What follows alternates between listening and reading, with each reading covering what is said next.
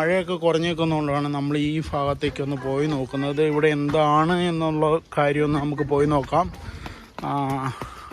ഇതിൻ്റെ താഴത്തെ സൈഡെന്ന് പറയുന്നത് വളരെ കൊക്കയാണ്.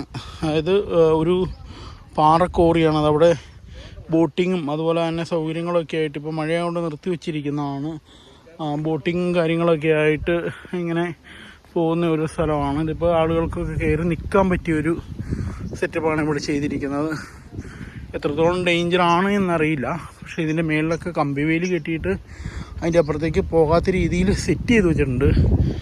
പക്ഷേ ഇതിൻ്റെ അപ്പുറത്തോട്ട് പോകുന്നത് തന്നെ നമുക്ക് വളരെ ഡേഞ്ചറായിട്ടുള്ള ഒരു സംഗതി തന്നെയാണ്. കാരണം ഇതൊരു മലയുടെ മുകളാണ്. ഇവിടെ നിന്ന് നോക്കിക്കഴിഞ്ഞിട്ടുണ്ടെങ്കിൽ വളരെ ഒരു ഭീകരമായ അന്തരീക്ഷം ആണ്. പക്ഷേ നമുക്കിവിടെ ഈ പ്രദേശങ്ങളെല്ലാം തന്നെ കാണാൻ പറ്റും. അതുകൊണ്ട് തന്നെ വളരെ മനോഹരമായിട്ടാണ് ഇവരിവിടെ സെറ്റ് ചെയ്ത് വെച്ചിരിക്കുന്നത്. കാരണം ഇതിൻ്റെ മേളിലൊക്കെ നല്ല തണുപ്പുള്ള അന്തരീക്ഷമാണ്. ഇവിടെ നിന്ന് കഴിഞ്ഞാൽ ഡാമിൻ്റെ ഫുള്ള് വ്യൂ നമുക്ക് കാണാൻ പറ്റും. ഇതിപ്പം വെള്ളം കിടക്കുന്നതാണ്. ആ കാണുന്ന ഒരു ഏരിയയിലാണ് കുളമാവ് ഡാമുള്ളത്. ഇപ്പോൾ ഈ ഭാഗത്താണ്. ഇത് ഹിൽ വ്യൂ ആണ്. നമുക്കിവിടെ നിന്ന് കഴിഞ്ഞിട്ടുണ്ടെങ്കിൽ ഫുൾ വ്യൂ നമുക്ക് ഡാമിൻ്റെ വ്യൂ എല്ലാം കിട്ടും. നമുക്ക് കാണിച്ചു തരാം. അപ്പോൾ അങ്ങനെ വളരെ മനോഹരമായിട്ട് തന്നെയാണ് ഇവിടെ സെറ്റ് ചെയ്ത് വെച്ചിരിക്കുന്നത്.